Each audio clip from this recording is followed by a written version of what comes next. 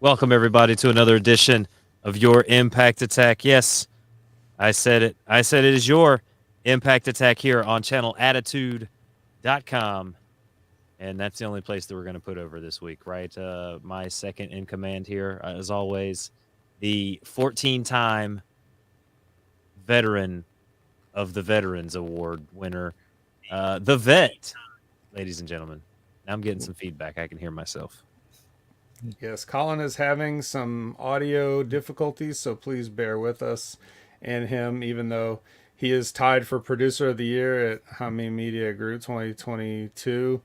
Or is that for the year 2021? Let's just. I just don't get it, vet. I figured if, Matt Taven, he's a very successful wrestler, and he wrestles with white gloves on. So I figured if I wore white gloves, Mm, I too would have an excellent show and be a broadcast superstar. And I think I just look ridiculous. you do look ridiculous. Are those rubber gloves? Maybe. Well, that's the problem right there. He's got, like, his gloves are definitely cloth. They don't So, snap back like surgical gloves. uh, They're vinyl. so these are dishwashing gloves. Maybe. All right. Well, anyway, Um, you can resume the position of dishwasher after we finish talking about what we have to talk about this week. Do But you think before you we, think if I what? chopped you with these, like it would make a different noise? Can I chop you? Come here, vet. Let me chop you. Pull your shirt up. I'm No gonna chop you thanks. real quick. Yeah, no, I don't think so. That doesn't work for me, brother. Um, Yeah. oh God, yeah, it didn't make any noise. Um, It's so but soft. yeah, but every time Colin speaks, you can hear the noise. That's interference on his end of the equipment. He's got some stuff to sort out. But before we go any further, we should introduce the third person. He's our bottom, not our bottom right.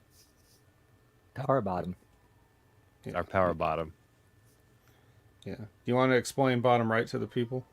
That is a Get My Go thing. You have to watch Get My Go. Bottom right is AKA Dwayne Hadley, which is kind of funny, vet, because Dwayne Hadley used to be a part of the World Wrestling, World Wrestling Podcast Network that I used to be a part of, and that Andrew Bello used to be a part of, and that our good friend the Prodigal One JB used to be a part of, and Billy Ray Valentine used to be a part of or is associated with.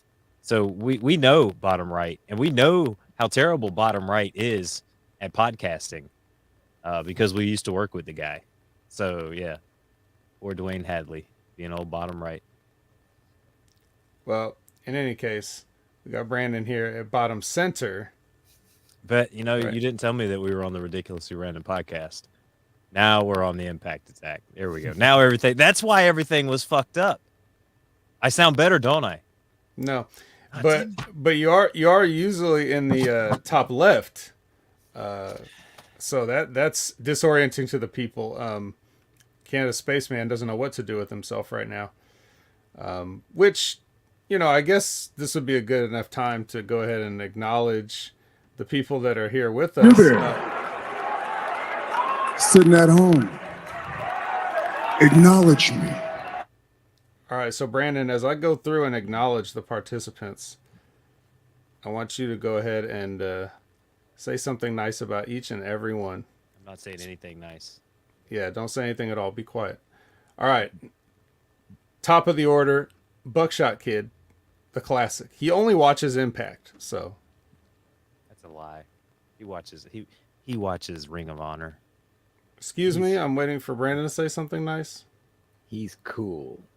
All right, very nice. Canada Spaceman is next up. Now, we all know Canada Spaceman, the stalwart, the legend. He's in space. What else can you say? I'll let Brandon tell us what else he can say. I mean, the dude's in space. I mean, how cool is that shit? All right, Impact in space. He's fucking Canadian. All right, if I let Colin say one thing, I'm gonna let him say the name of this next person here. I'll say it all scratchy. Yeah. Lisbeth. Just kidding. Javi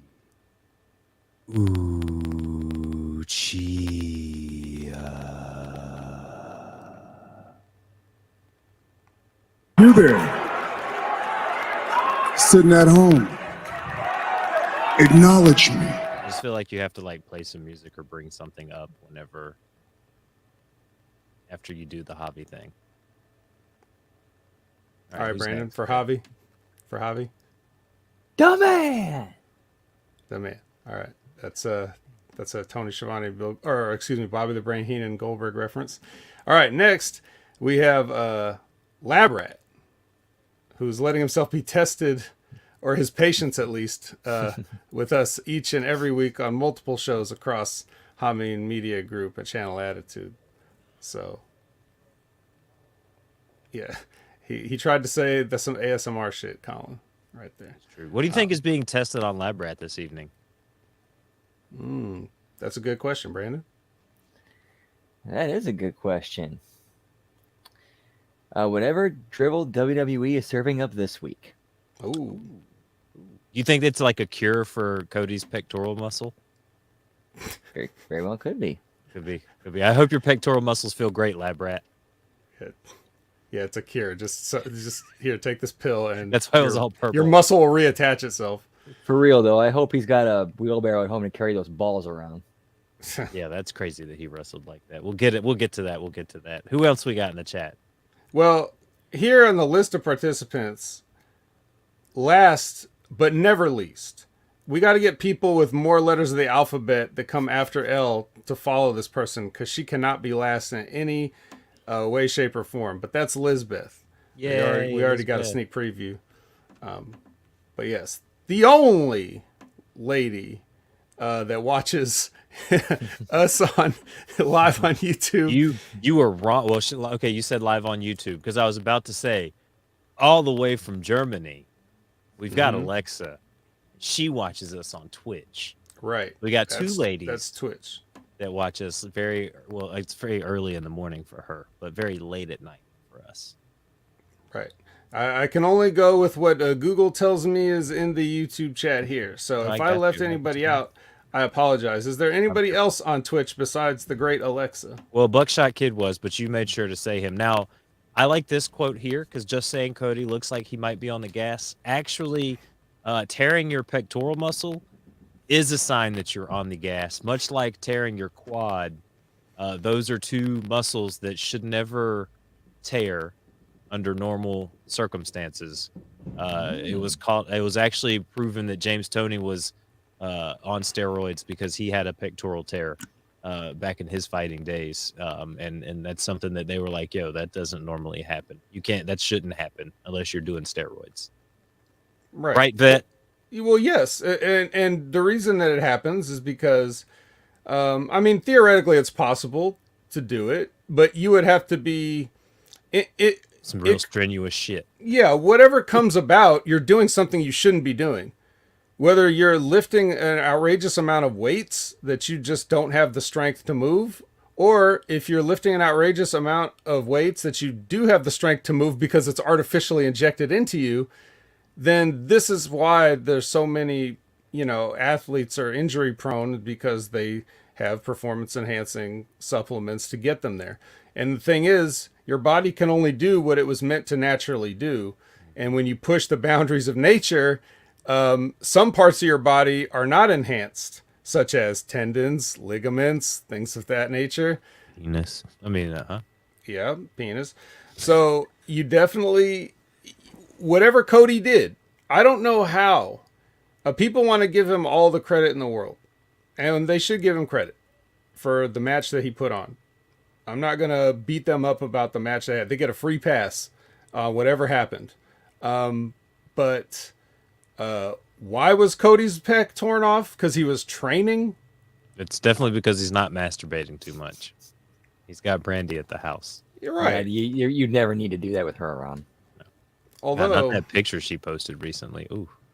Although maybe, well, people have been married, understand. So the point is, I think that there should never have been an instance of Cody getting injured in the first place from training. Like, you just should not be tearing your pec. At this point, what's Cody Rhodes, like 36? Something like that? Yeah, I think so, yeah. Yeah, what did he think he was going to do on a bench press that was going to change anything significantly about the way he looked? Oh, well, other than this, but like in a positive way. He's trying to hit 420 on the bench. Is that what he was going to do? And how did that work out? So that's what I'm saying. Like in 20 years, I've never been injured in the gym. I'm sorry. I've been injured in the ring. I've been hurt at work, but I've never hurt myself in the gym lifting weights because I've never been on the gas for one. And for number two, I perform the exercises correctly. And I've never been one of those guys that's like, oh, I got to get that last rep. Like I got to be straining and bursting blood vessels in my head. You know what I mean? Yeah. Going up to Lloyd's. Oh God, my pectoral muscle. Yeah. Never did it. Yeah. You can't, it shouldn't happen during a pull up either. You don't really use your chest as much on a pull up. It's more like your back. So tell him that. Now, anything else that you have? What on Cody? Yeah, anything else? Just anything else in general. Oh, Cody Rhodes is 36. Wow, that's spot on. Yeah, he's beyond the. Hang on, wait. We're gonna play a quick game of Fact or Fiction. Ladies and gentlemen, sorry for that. That was really loud. Fact or Fiction, vet.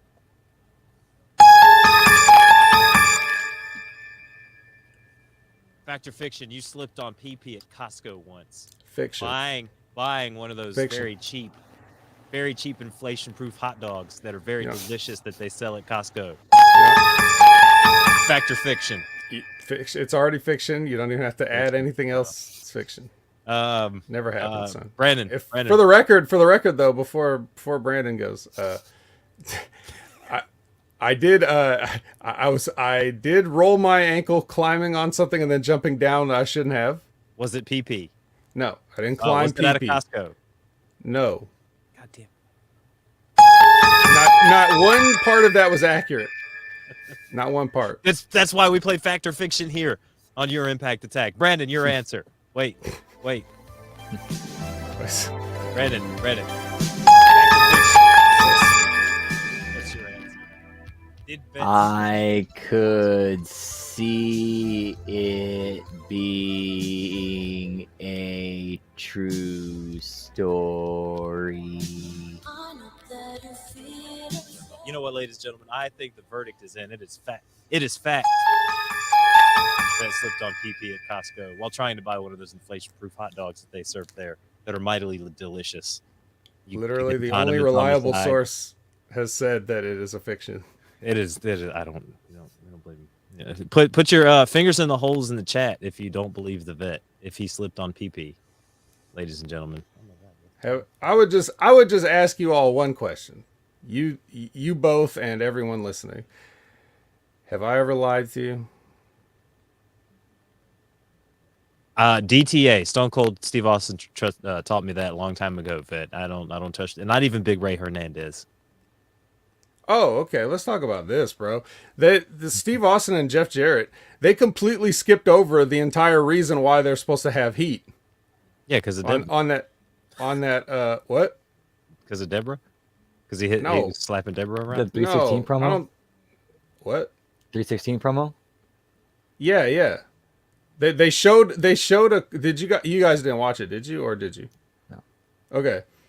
They showed a clip of the promo that Jeff did when he came back, the shoot promo that went on for 7 minutes or whatever, and basically killed the show.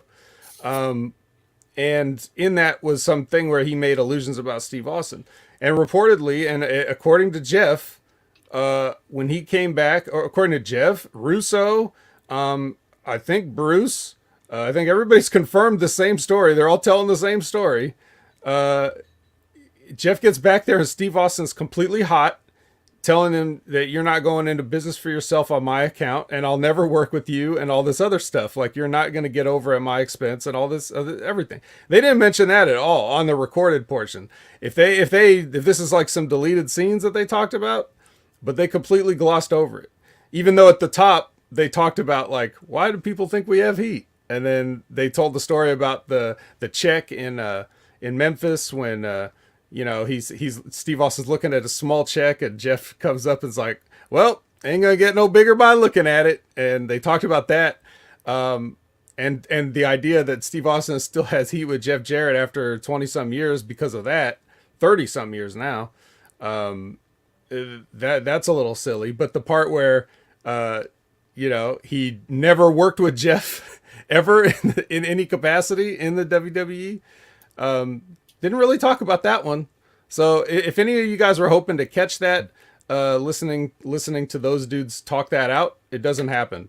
So yeah, I'll just save you the time. Save you the time. All right, ladies and gentlemen, are you ready?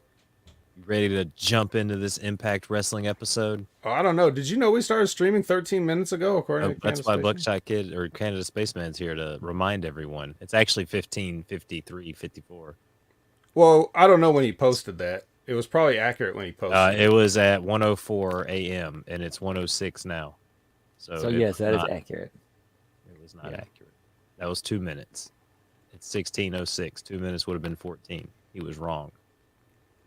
Yeah, we can't keep him waiting any longer. Let's just. He's Canadian and he's high and he doesn't know how to tell time, guys. He's in space. He's running out of air. Yeah, There's really, only really, yeah, sure. There really is no way of telling time in space. Right. Yeah, he's got to manage his resources. I understand. We're wasting his time. He says media M5 says, how do I fast forward? Oh wait, he says that on other shows. Yes. Yes, All he right. doesn't. He's not able to stay up late for I this will- show. I Although will- he wishes that he could. Trust me. I will end this broadcast. You will not get your Impact Wrestling review. If you don't act right, Canada Spaceman. All You right, so only let's stop so let's bring everyone their Impact Wrestling review. All right, so let's kick off the show with a recap as always, and then we're gonna bring out Deonna Purrazzo for commentary on Savannah Evans versus Mia Yim, and Savannah Evans versus Mia Yim have a match. It's a match. Brandon, what do you think of the match? I thought it was wrong to have Savannah Evans leave her feet that early in the match. It kind of killed the comeback later on and made it mean less. Like if it would have, because they did like when they got to the comeback itself, like they did I thought they did a decent job building to taking her off her feet, but it meant nothing. They did it earlier in the match. I thought it would have got a bigger reaction had that not have happened, and it made it mean less. I agree. Anything else? She shouldn't be giving Savannah Evans a German to take her down. If she needed to take her down, she could have hit her with a few kicks and then come up with maybe a top rope to take her off her feet. But German, no. Okay. Well, I mean, not to say that I disagree, but at the very least, Mia Yim is not like an Alicia Edwards or anything. She's not a completely tiny woman, so it could have been worse. But I think it's more about Savannah, right? Yeah. Like, if Jordan Grace was doing it, okay. Right. Well, maybe they're trying to establish Mia Yim as a Jordan Grace-like in her power level. And we'll see Jordan Grace come out here as well, just to make sure that Tasha does not get involved too much. But yeah, there's some rottenness in this match, and, some shenanigans, like I said there, and but I also, to your point, also don't love the series of defensive pins against such a large opponent.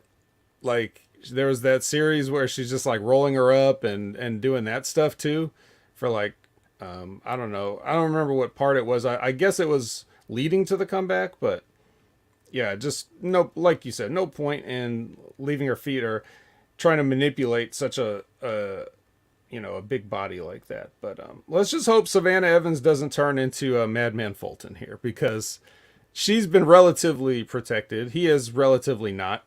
And we have not seen him. Do we talk about, since you brought up Madman Fulton, do we go on ahead and talk about Mr. Austin? I guess we'll have to. So Ace Austin, I should have brought this up at the top of the show with things to talk about. Oh, you got to pay for this. Yeah, this is premium quality stuff if you want to find out about Ace Austin. The inevitable Ace Austin has aligned himself with the Bullet Club. I don't have that one anymore because I replaced it with Den Boys. Oh, that's all right. Hey, it's Yeah. still worth one of those. Right. So at the end of the at the end of the best of the Super Juniors, the the big finals day, he came out there, had a tag team match with some people, and then everything seemed normal. And then later on, uh, they had another match where he basically came out to assist the Bullet Club in beating somebody up or something of that nature. I don't remember exactly what happened. It all sort of runs together, but the point is he shocked everyone, especially Alex Zane, who he had made friends with on the tour, and they had kind of like a babyface run. And so he joins the Bullet Club, and Bullet Club is pretty strong right now with Jay White's leadership, and you got your Kenta coming back. We got some interesting implications for Forbidden Door coming up. So we'll see how that ties into it. But what it really means is that Bullet Club has more representation back here in the States and Impact now. Of course, they didn't make any mention of that because this was taped weeks ago or however long ago. So they can't be current with what's going on in the world on Impact. That's the one sucky thing about doing these sort of tapings to save money, but you can save a little bit more money if you get rid of those floodlights, like I keep telling you. Anyway, They did mention that he would be back for Slammiversary, so we may see some Bullet Club shenanigans at Slammiversary with them kind of pairing up and doing some things. I was thinking about this too when I heard about it, Vet, is this is great for Bullet Club America because it kind of gives, before it was the Young Bucks and Kenny Omega, and Marty Scurll that were carrying that torch. And I feel like you've got Chris Bay, you've got the Good Brothers, and you've got Ace Austin now, who kind of is that guy who will fit the Bullet Club stuff into his persona and into his gimmick, a lot like how Marty Scurll did. I'm not gonna say he's like the Marty Scurll of Bullet Club, but he's gonna mix it into his gimmick a lot better. I think it's gonna be interesting to see what he does here, which I figured him and Chris Bay, how are they going to get along in the X division? With them both being Bullet Club members. What happens when Madman Fulton comes back? Does he join Bullet Club now? Is he just on his own? Do we get a Jake something here where he just kind of disappears? He doesn't get re-signed. How about a Bay face turn with Fulton backing him? A Bay face turn, maybe. I don't know. I think Bay. Well, why would Chris Bay turn face? Yeah, but I don't see Bay turning face. They should form it now. They're form an alliance. Bay and Ace, and Bullet Club will keep that X Division title for a long time. Or maybe make that their junior tag team right there, or a junior tag team. Yeah, and then they can go back, and Chris Bay can get a tour of Japan. I was gonna say he hasn't had one yet, has he? Not since joining Bullet Club. I don't know if he ever went there before, but yeah, there's so many things they can do, and we'll just have to cross our fingers and hope that they do the interesting things and not the boring things. But the interesting thing was getting Fulton in Bullet Club, right? So, and I could even see where they could get, like Fulton just assumes he's in, and then they beat him up and let him know that he's definitely not in. Or do the whole, or just string him along the entire time. Right.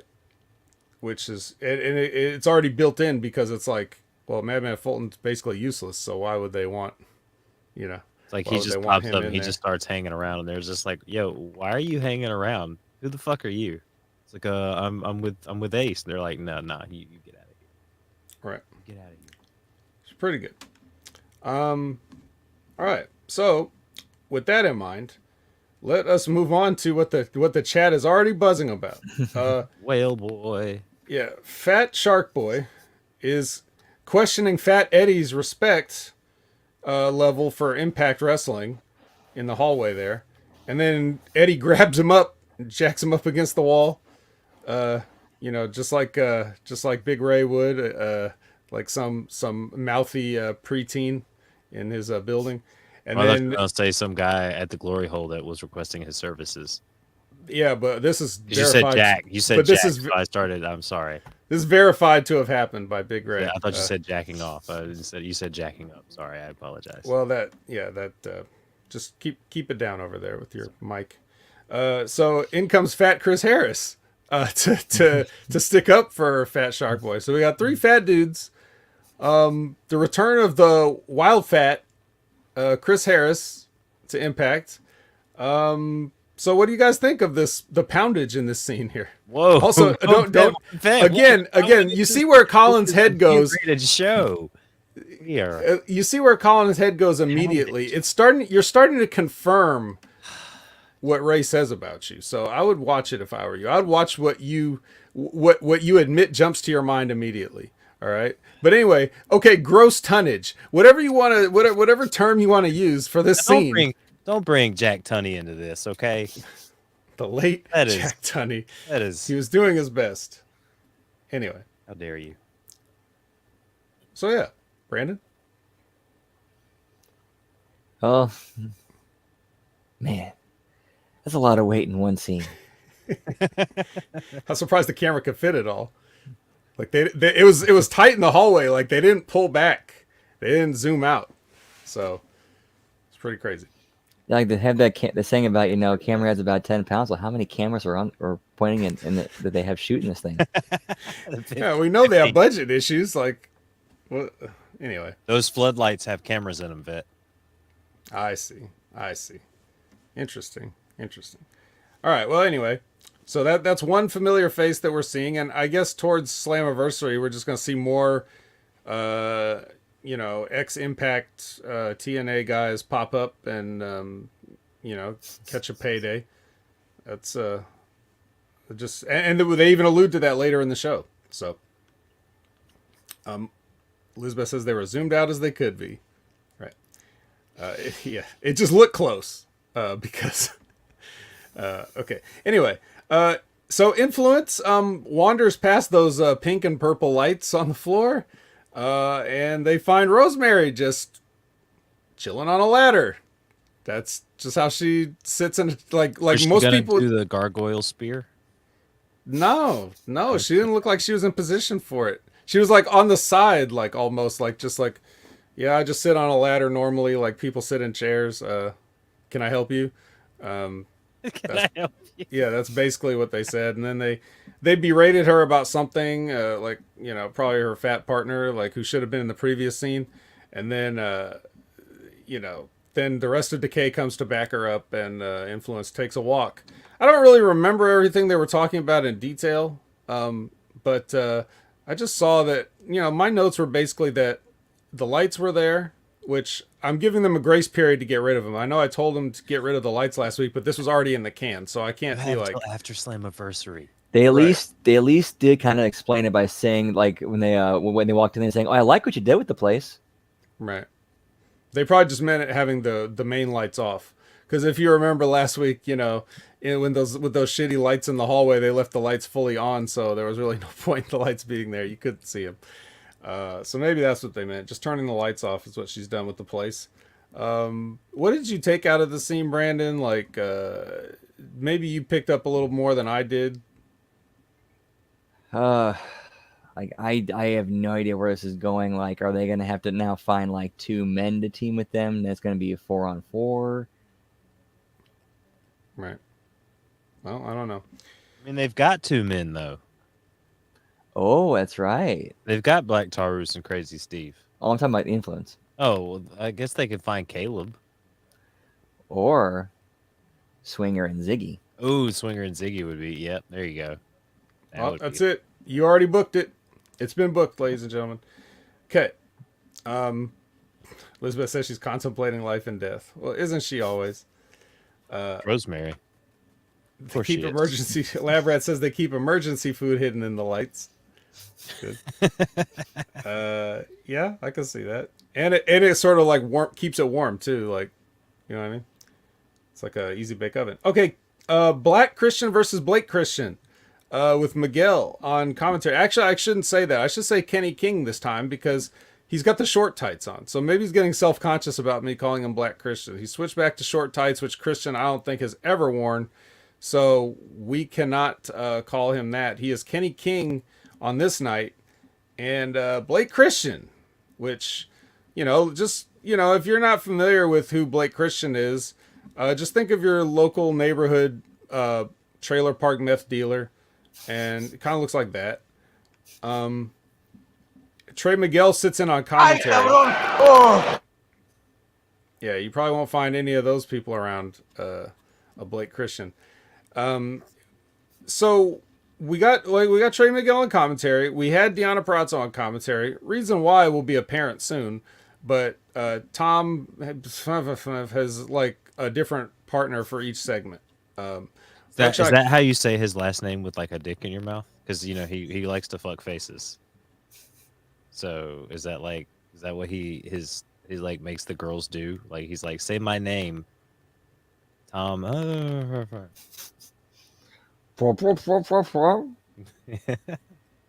He literally got caught saying he's gonna fuck someone's face.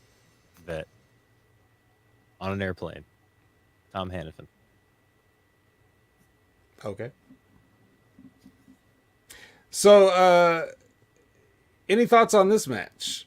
We got one thought from Buckshot Kid that said, this I did not give a fuck about, which, I can sort of, relate to that. Yeah, my notes for this were basically, come on, do we need to watch this when we know who's going over?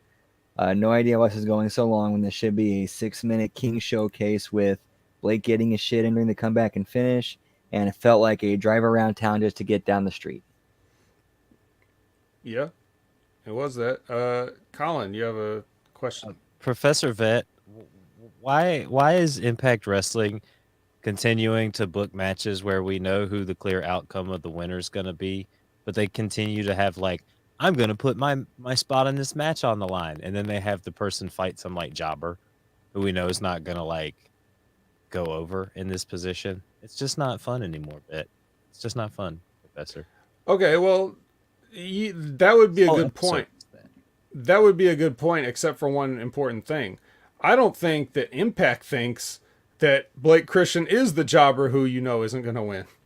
Kenny King's done nothing but lose on Impact TV since he's been there. I don't know if he won a match before this. So Blake Christian also, look, it's Blake Christian. I get it. But in their mind, they might think he's a somebody.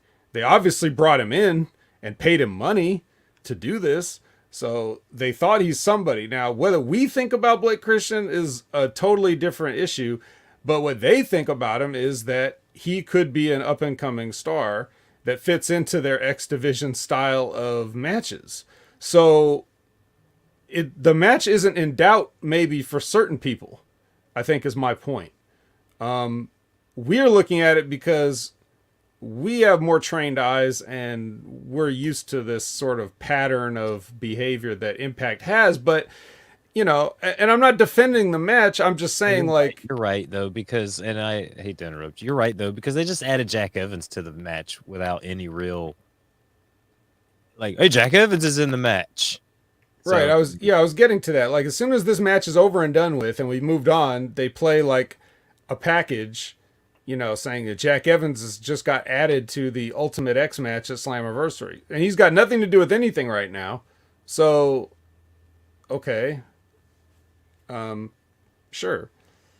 But they had to get a match in the ring, and I don't know what was going on there. Maybe it was supposed to be something else. No, because they set this up last week. So we can't blame that. They want to do something with Blake Christian, but they don't want to put him over Kenny King. So you could have either gave him somebody they wanted to put him over, but then that buries Honor No More. You see how they booked themselves sort of into a corner where there's really no good outcome here. I think the match got whatever it was meant to accomplish. Blake Christian is a scrappy dude, and he almost pulled off a win, but not quite. I think that's what they wanted, and that's what they got. They give us what are we gonna do with the rest of Honor No More later in the show? Yeah. So Kenny gets to shine while the rest of Honor No More gets stuck in a New Japan multi-man match. at Slammiversary. Yeah, which, whatever. So Bhupinder Gujar offers help to W. Morrissey. They're in front of a mango-colored wall this time. Like, the lights really blended to create that mango look. So whoever arranged the lights on the floor this time did a much better job, I think, if they were going to recreate a mangoes. If they were going to recreate a natural look that any building would actually look like if you were filming in it, they failed spectacularly as always. But Morrissey says, "Oh, I got it," because PCO's freaking out off over to the side. So that's his partner. He doesn't need any extra help from, Mr. Gujar here. So, anything to add on that? Anyone? No. Okay. So here's the reason why Mr. Tom Phillips is all by himself most of the time, because the Drama King Matthew Rehwoldt has a match against Rich Swann, as we were promised last week. This match was made. Rich Swann is your new digital media champion.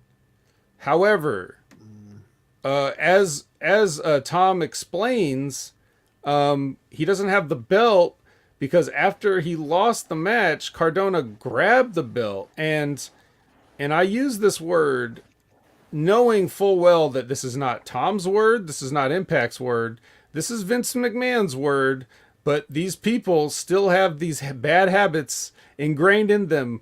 When Tom says that Rich Swann, not Rich Swann, but Matt Cardona absconded with the Digital Media Championship.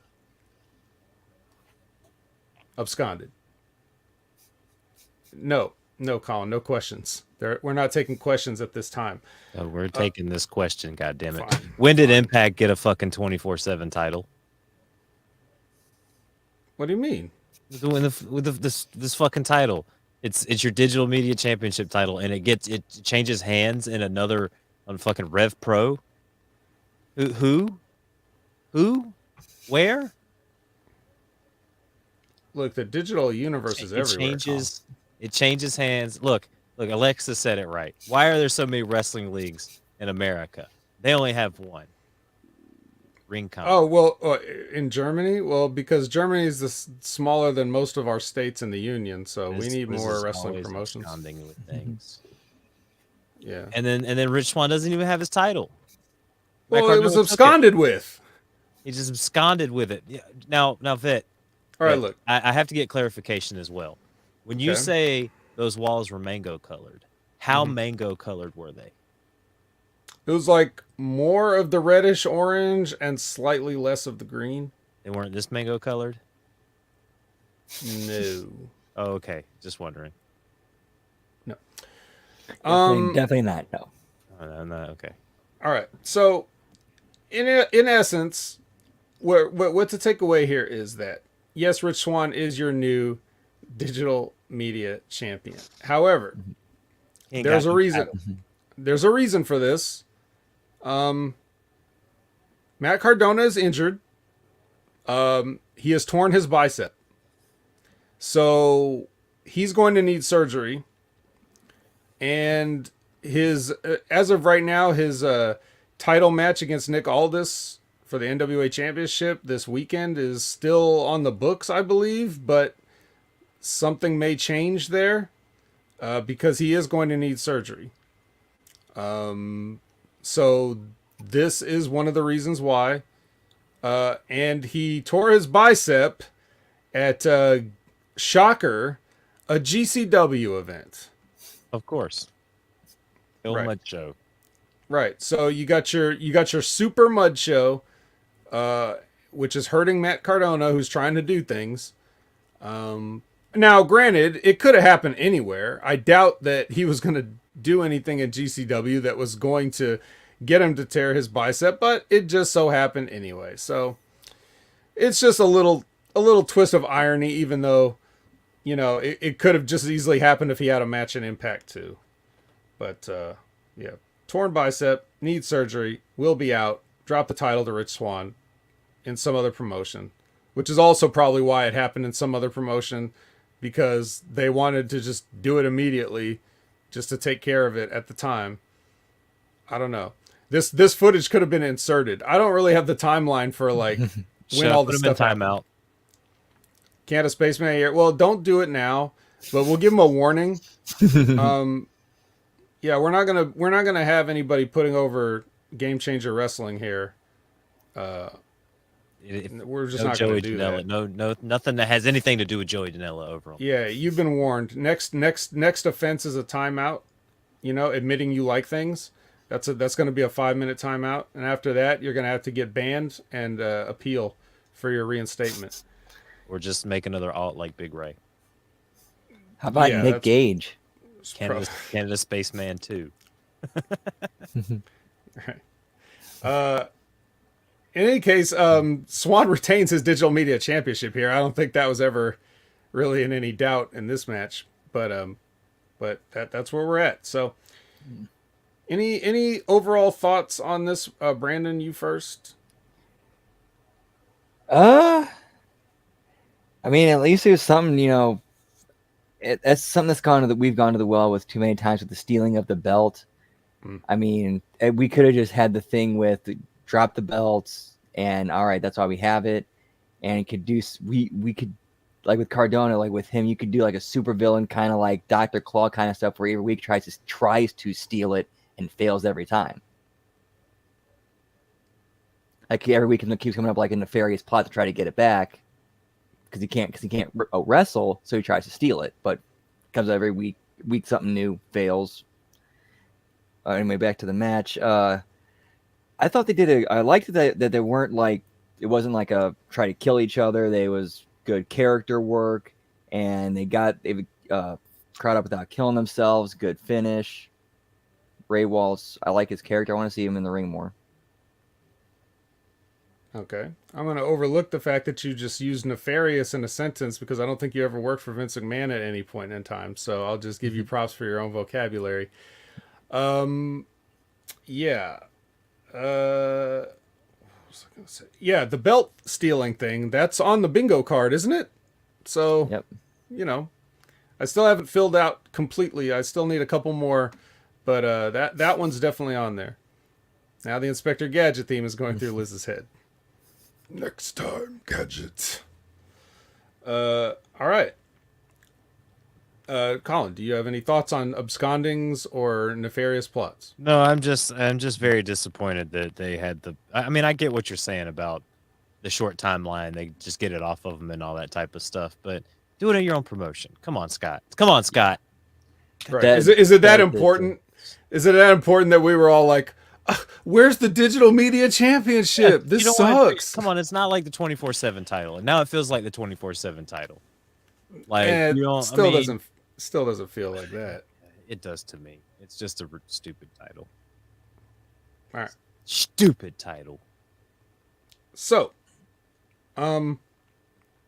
next is BTI recap, where Masha delivers an envelope. A big manila envelope to Alicia Edwards. And then that's just so that sets up this next scene, which is Lish with Gia and no music underneath. Gia's like, what was in the envelope? And, she shows her that it's a photo, like a nice glossy 8x10 of Alicia that you would probably purchase at ImpactWrestling.com or whatever the hell. And then it's got a big red X on it. So I guess she's been targeted for termination here. And then Giselle walks by and she says, I'll tell you what this means. And then she picks up the photo and looks at it and she's like, yeah, you see the use of red here. Who am I kidding? It means she's going to kill you. And then walks off.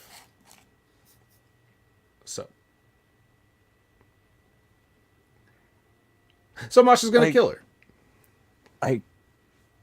I thought it made Alicia look stupid because, like, that's the universal sign everybody should know. It's like, I'm coming after you. She is from, New Jersey? Boston. Boston? Yeah, okay.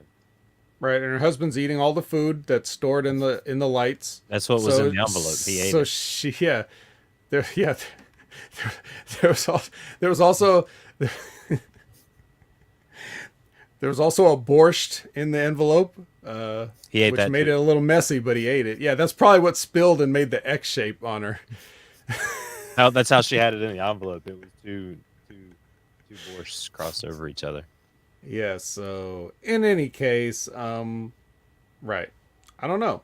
She could. My point was that she's probably just a little loopy and dizzy from the hunger pangs and stuff, and that's why she didn't really know what it meant. Actually, it was Gia that didn't know what it meant. So We all could use a hamburger every now and again. right. Can I have a hamburger right now? That was Alicia, and she's like, Can I have a hamburger right now? and then Fat Eddie's like, ¡Ay, cabrón! ¡Oh! and like, no, you can't have one. I picture him saying that like as he's biting into the ham. Ay, cabrón! Oh, it's so good. Main roster. There you That's what he go. says to her. That's what he says to her. One day you'll be on the main roster. One day. All right, but today we have the Good Brothers. They come out in the ring.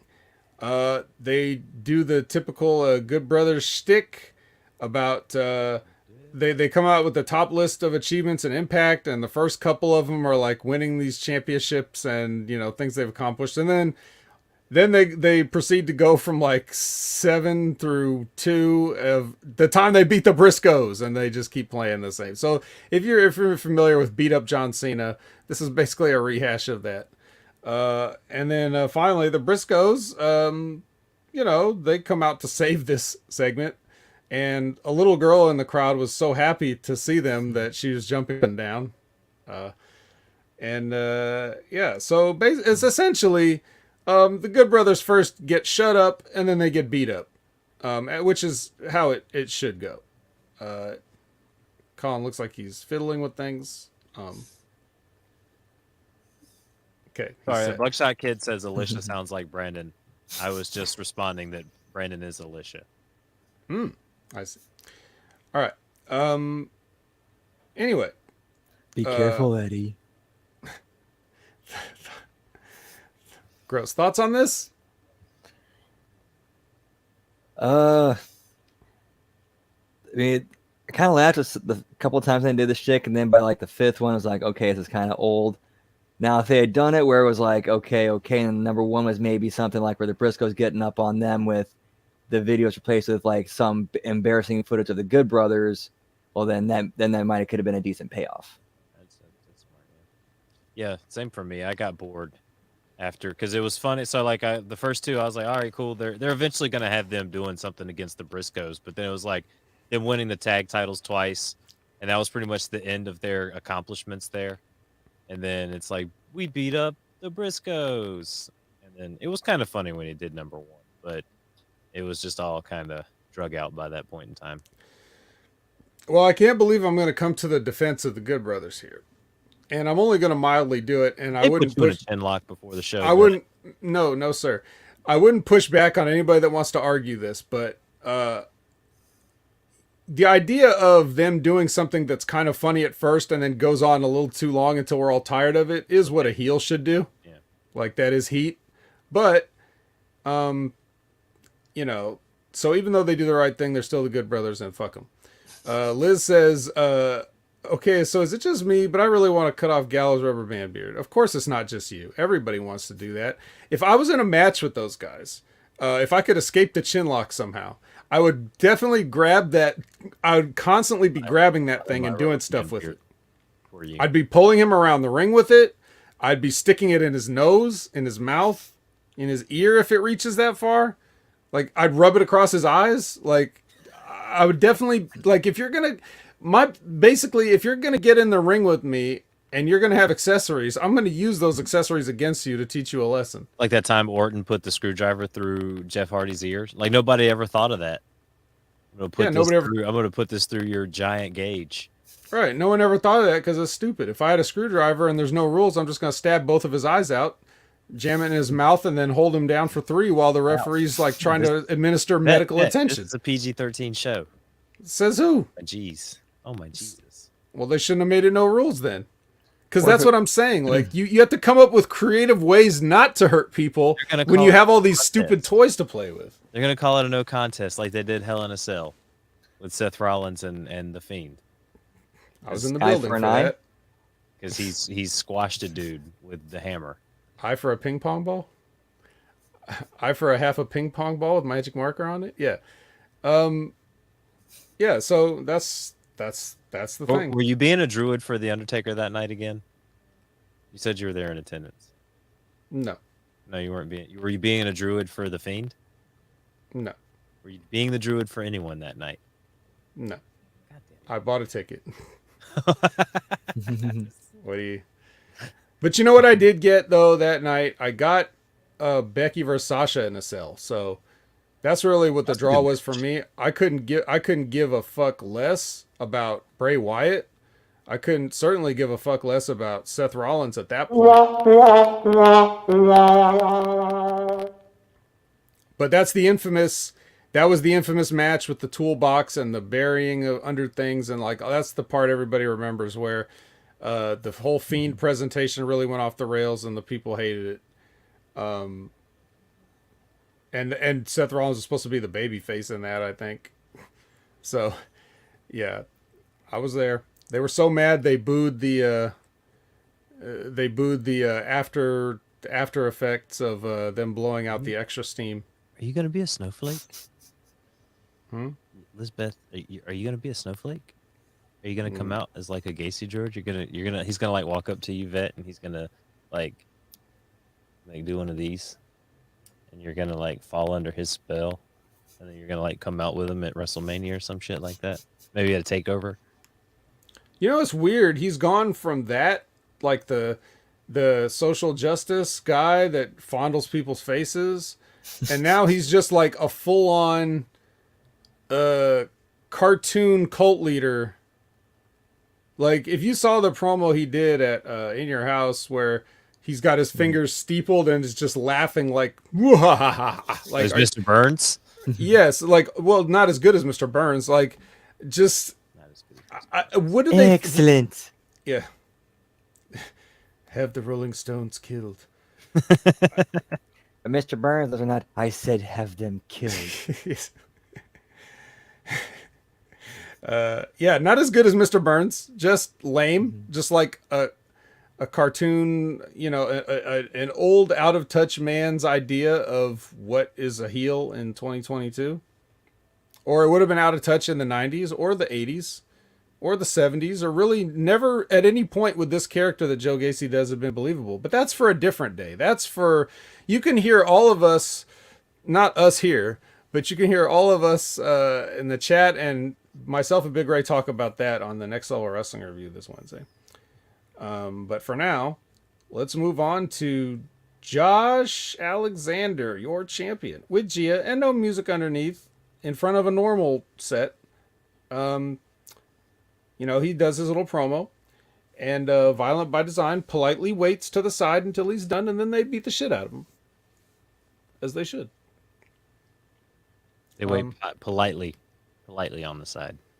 Yeah, because you could tell they were there, and they could have just walked in like everyone else always does, including them. They're trying not to interrupt the promos, Vet. They're trying to do better. They're trying to listen to you. Well, it might have been. Well, again, this was taped, but if they had like a light bulb hanging down from the ceiling, like a single solitary light bulb, that could have flickered out and they could have teleported in. But because there was no light bulb, they had to just walk up like normal civilians. They got to have a single light bulb to teleport anywhere. That's why I have 2 light bulbs in the closet studio, so that the actual VBD never can sneak up on me. Like I'll see him coming.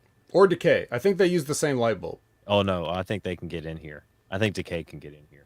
Well, they still need a light bulb. It's light bulb centric. Yeah. So, oh yeah, and Sammy could hack the light bulb too if you Oh, want. God damn it, I forgot about Sammy. Yeah, Sammy's gonna do it. So afterwards, after the break, Josh wants a match with Joe Doring. Did you notice how quickly security seemed to get there? Almost like they were waiting patiently for it to start too. Where did Oh, security yeah, go? I didn't even remember that. I guess they were there, huh? They were, like, right on- guards! They were waiting too. Yeah. Well, they hadn't had anybody else to break up this whole time, so they were probably just waiting around, right? So anyway, he wants a match with Dorian, and Scott says next week. All right, so next week we can look forward He's to. undefeated. Vet, he's undefeated. What is Josh doing? He's like, but he's undefeated, Josh. Why would you want to wrestle him before Slammiversary? Why? Well, Josh's reason was because I want to. No, he said something to the effect of you know, I'm gonna have to deal with him at Slammiversary anyway, so I might as well deal with him now. He was kind of like this. He looked at Scott and he was just like, What did you just say to me? "I'm gonna wrestle him." What did you just say to me? I'm gonna do what I want. Yeah, pretty much. But yeah, he just said that. He said, well, he's gonna be at Slammiversary, so I'll just take him out now. Makes sense. So let's look forward to that. Next we Josh get wins next week then. yes, strong win for Josh. Next is the tall Ace Austin with Mickey Mouse gloves and Can I put my mic on? Tan Oni Lorcan versus Heath and Rhino with Fat Eddie on commentary. I didn't really hear what Eddie was saying on commentary. I'm sure He had his mouth full the whole entire time. Yeah, I was going to say that, so thank you. So yeah, now afterwards, because this match is what it is. Do we really need to talk about a Heath and Rhino match? We don't, right? Okay. But he's got kids, Vet. Oh, I didn't think about not that. Talk about his kids. Yeah, you're right. I'm sorry. He I gets paid apologize. royalties for when we talk about him on shows. Right, duly noted. Let's What was talk it? about it. What do you have to say about it, Colin? How did you think of this match? He got kids. In Can the I match quote he Bro- did? Can I Yeah, quote yeah. Go Can I ahead, quote Brandon. Brock Lesnar and say, "I don't give a shit about your kids"? Yep, there you go. Yes, you may. I don't really give a shit about this match. Oh, okay. Well, thanks for prolonging the segment anyway. So afterwards, Rhino is maimed by Honor No More with chairs. They basically break his leg. Security's nowhere to be found here. Too busy making sure that I don't know what they're doing. So instead of security, we get the machine guns and Frankie run out, and they save.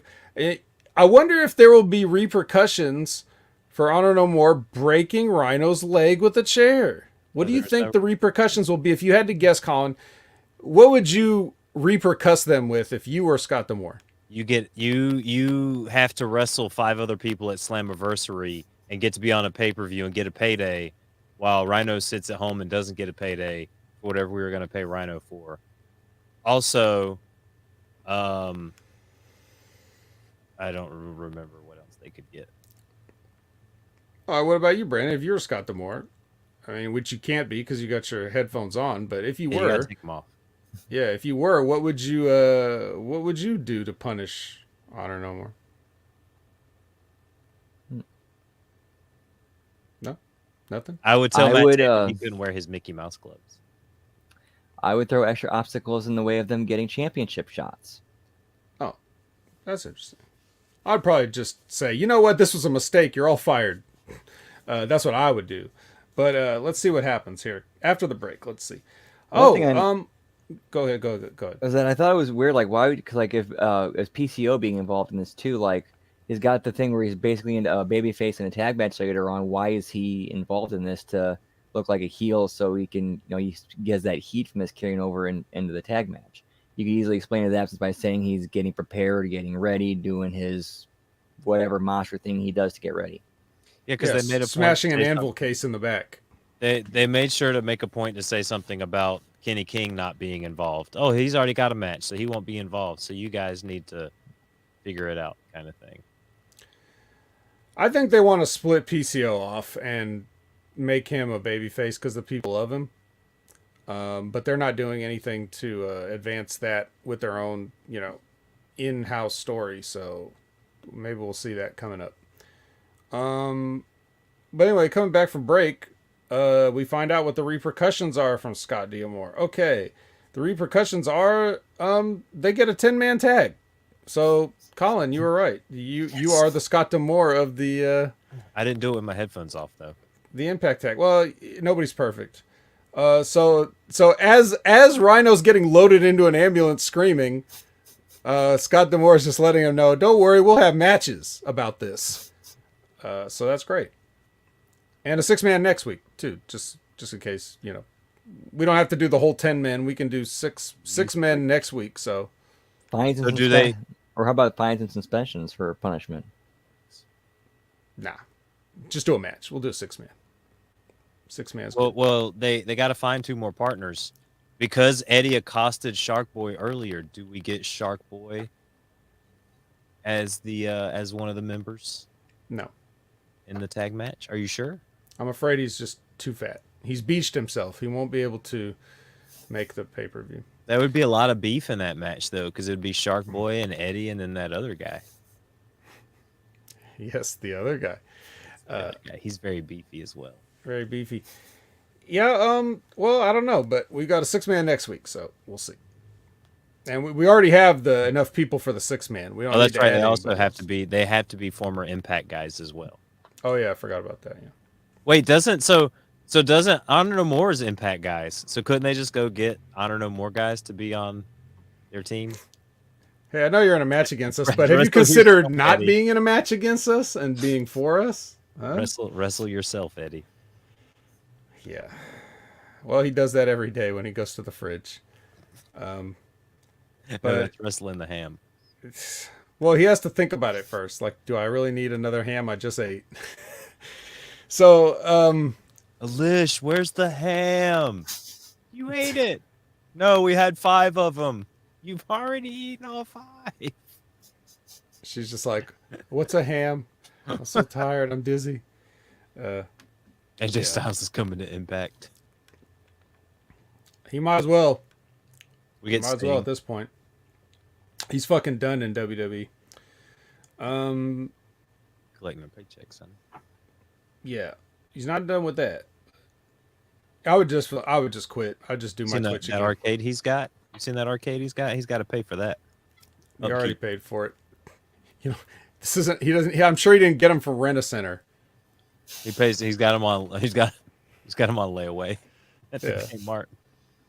Yeah, layaway. Yeah, they don't let you take it home if you're making payments on it.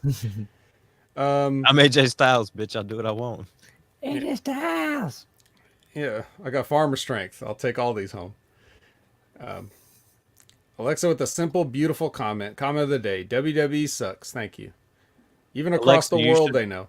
You should watch Impact Wrestling so you understand what we're talking about. I think you would enjoy it. No, don't do that either. Main event is Bert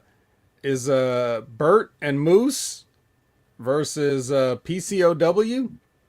So yes, very random. This whole thing is random. It was not set up in a significant way. It was just told to us that it was going to happen last week, but not really set up. So we get this match here. It is, on the one hand, an opportunity to see Moose on television. On the other hand, it's everything else. So, any thoughts on this glorious main event? We'll go to Brandon. Man, if they'd brought in PCO as a baby face, I think he could have been like a good guy they could have fed to Moose to build him as a heel champion. Yes. Could have. Didn't.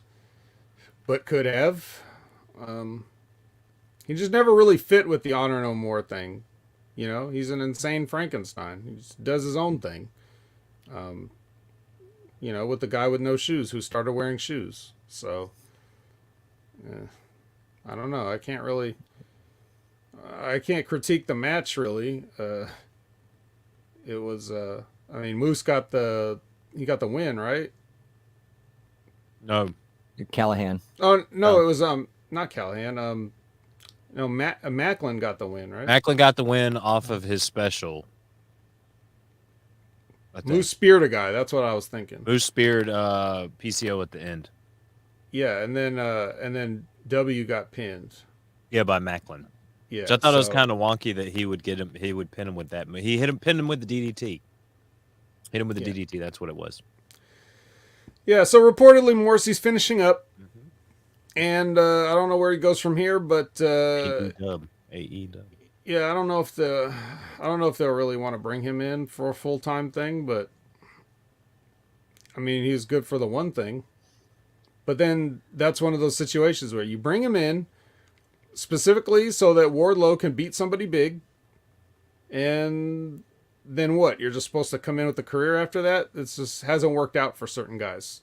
Bring him in so that you can let Fuego del Sol's contract go, and you can let Jungle Boy's contract go, and you can let Luchasaurus's contract go, and then you have a money guy on your program. Maybe not Jungle Boy. You keep Jungle Boy, but Luchasaurus can go. Well, if you were going to do that, maybe you should have thought about that before you brought him in for the Wardlow spot. What happens with championship now that like Punk's all fucked up? They took it off Page. Oh, interim championship, Colin. You know how we love interim championships. I do watch a lot of UFC. Yeah, there's a lot of interim championships. As soon as I saw that, I immediately thought of you. So, Um, yeah. Don't know. Did you guys see the Twitter post from Tasha Steeles? No. Ooh, no. Spill the tea. Look at this. She is doing her own hardcore country here, guys. That's how she was dressed on the episode, right? I think so. Mickey James commented on these, but What did Mickey James comment? Mickey James, she said, "Hey, Mickey James, want to do this duet?" Mickey James replied back, at Real Steels, I saw your Instagram. That's all she replied. Boring. Yeah, pretty boring. Liz says, "Can we just rename Jungle Boy to Jungle Man?" No, we cannot, because he is not a man. He's a boy. He's a jungle boy. He's a boy. How many years has he wrestled, Vet? How many matches lot. has he had? Oh, a lot. Oh, many. Great many. Well, he was wrestling when he was like a teenager, right? Didn't he say some story about having to... I don't even remember what the story was. He went but he Broadway at the age of 14? Yeah, something like that. Because parents had to pull him out of school to do it or whatever. I don't remember what it was. My dad he didn't want me to do it. He wanted to pull me out at 58 minutes. I said, "No, Dad, I gotta go Broadway. Yeah. You would have done it, Dad, but on actual Broadway." Well. Yeah, the implications with AEW aren't so out of... they're not so off topic because these guys have all been working hand in hand. New Japan, Impact Wrestling, AEW. It really is seems like an independent contractor's market to travel around and get what they can where they can. And everybody has their own ideas what they want to do with these guys. And I don't know how cohesive it is, but it definitely makes it interesting for the fans to be able to just sort of like I suggested, it's hard to sit there and any promotion that you watch is going to have problems. Nobody's doing it right. There's flaws in all of them. So you kind of, in this day and age, you just have to pick your favorite wrestlers and just watch what they do. You can't really just say, "Oh, I'm just a WWE guy," or "I'm just an AEW guy," or an Impact guy. You got to kind of you just got to follow your favorite talent. And they're going to be doing stuff that's good, maybe, in a promotion that has bad, infrastructure or, bad creative, whatever the case may be. You just kind of have to enjoy everything a la carte. It's just the way things are now. Nobody's going to give you good wrestling anymore on a regular basis. It's not going to happen. And I kind of like where it's going too, with the boys and the girls starting to kind of call their own shots and being like, all right, I'm going to build if it's going to be, people following wrestlers, I'm going to build my brand, trying to build as much of a following. And I'm going to basically go to wherever, okay, this is what I bring. These are the fans I'm going to bring you. Here's what let's negotiate whatever deal works out and go from there and continue to keep building. And eventually it'll be the back control of it back to the boys and girls where it should be. Mm-hmm. Yeah. or at least as close to as can reasonably be expected in this current landscape. And you know, the main obstacle in the way of that is the WWE trying to own everything and shut things down and change people's names to embarrass them so that they're less marketable when they leave, you know.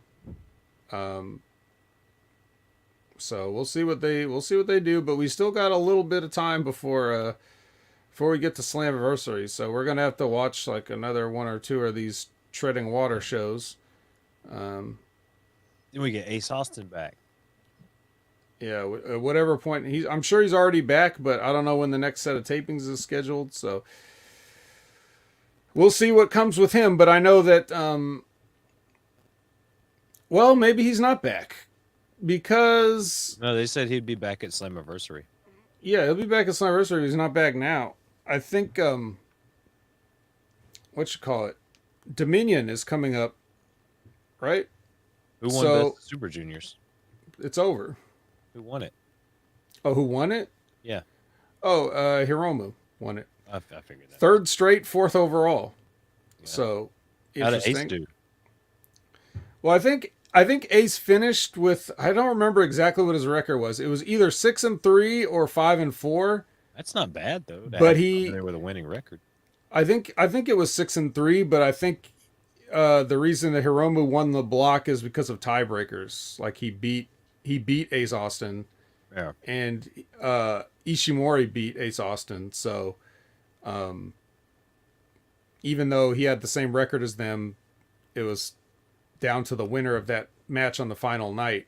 It was Ishimori and Hiromu were for the Block A finals, and I think they all had the same record. So it was tiebreaker. Hiromu won. Then B block was Desperado, and it came down to Hiromu and Desperado, and Hiromu won. So there you go. Desperado made it through. That's good though that they made Ace look strong. I mean, at least keeping him. You know, we brought you over with the Impact title. You came through here. Of course, one of our guys is going to win it, but you could still look really great in defeat too. And you joined Bullet Club. Like that's a rocket up your ass if you ever wanted one. Right. Yeah, he got himself over there. I don't know when the plans were. I don't know if the plan was to bring him in, like they knew that he was going to join Bullet Club and that's why they brought him on the tour.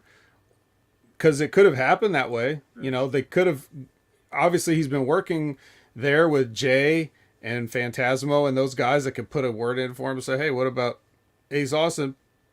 Or maybe he just got himself over after he went there and they were like, "Hey, why not?" You know, it could have been that. We don't really know.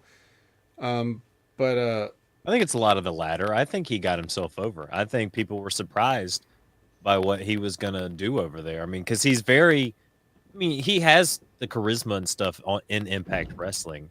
But I think over there, you can be more of a caricature of yourself. And they love it. And that's what he did. They love like the corny, cheesy, like he is like an anime villain. He's got the purple hair. He's got the staff and the card in the mouth. I mean, he checks off a lot of boxes for Gaijin over there in Japan. right. Well, I was just wondering if they knew before they brought him or if they made the decision after the fact. But there, you know, some guys go over there and do okay. But so yeah, so he's still in Japan right now. June 12th is Dominion. So I suggest everybody sign up for New Japan Pro Wrestling World and check it out. Or any other way that you want to watch it. And the match will be Tetsuya Naito, Bushi, and Hiromu Takahashi versus El Phantasmo, Ace Austin, and Taiji Ishimori. So he's got a match book, so he's probably still there. I'm sure he's still there. So we're not going to see him until after that. We'll probably next see him at Slammiversary. So Yeah, I think that was the earliest they said that we would see him. So pretty exciting stuff for Ace Austin. And yeah. But that's I think that pretty much wraps it up for this week's episode of Impact and our episode of the Impact Attack. You guys got anything else? I don't have anything else. Brandon, you got anything else? I want to see the Rainbow Express come back.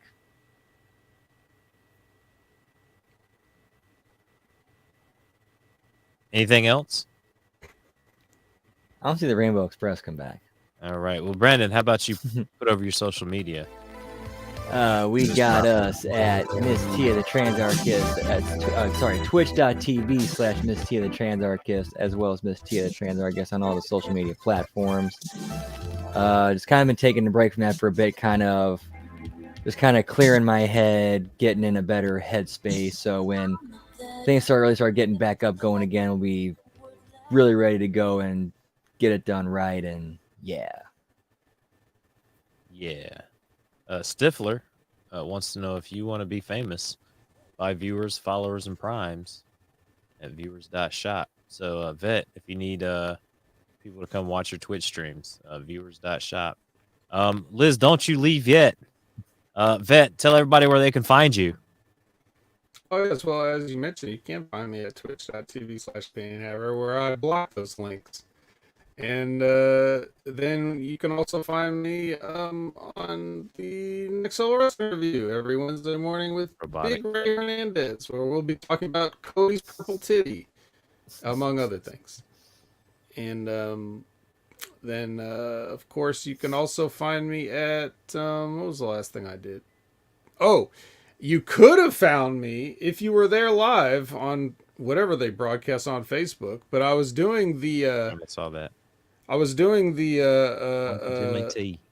what was it? What was that show? It was the the skirmish. It was the Wednesday night skirmish with Jimmy T and Dr. Michael Jargo, PhD, and it was such a fun show, and we had so much fun, and we were laughing and having a good time, despite the fact that we were talking about AEW. And then it turns out the whole audio recording on Jimmy's end got scrapped and it was unusable, and he had no idea that it was going on. It would probably sound just like Colin's microphone, but worse.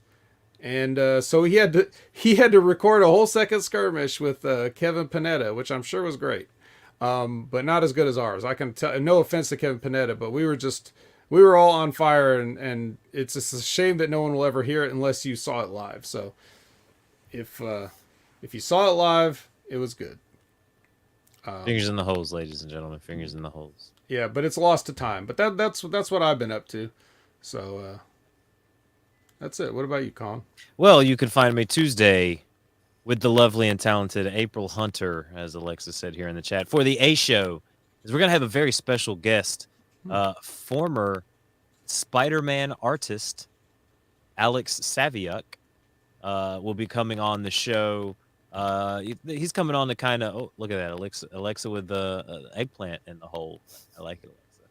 Get bold there. We got some fingers in the holes from the chat. April was close with him. They also know George Perez, who passed away recently, was also a prolific comic book artist and writer and everything like that. So we're having Alex Saviuk on. I did not know. I had to do a little research, and I got to do a little more because she wants me to lead the interview on Tuesday since they're kind of friends. He actually drew a lot of the Spider-Man that I read in like the mid 90s. So if you read Spider-Man, you probably were reading some of his books that he drew and things like, and inked and things like that. And he's done other things besides Spider-Man, but that's probably what he was most well known for. And then on Wednesday with Big Ray Hernandez, unfortunately, Buckshot Kid, we're not going to be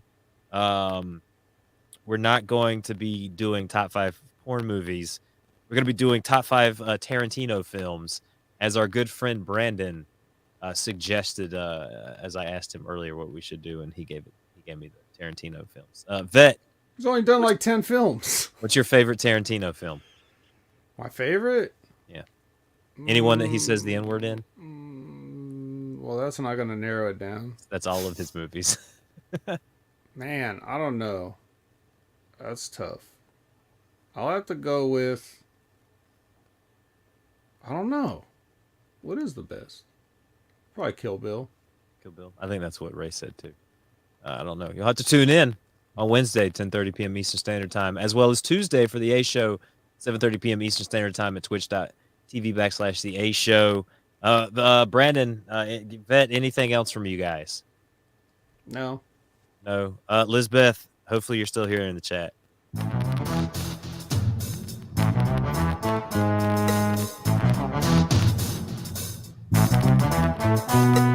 For the Vet and our good friend, the Rainbow Express Death Machine, I am Colin Watson. We will see you next week here at the Impact Attack. See you next week, guys. He would have been dead so many times if it wasn't for Penny and Brain.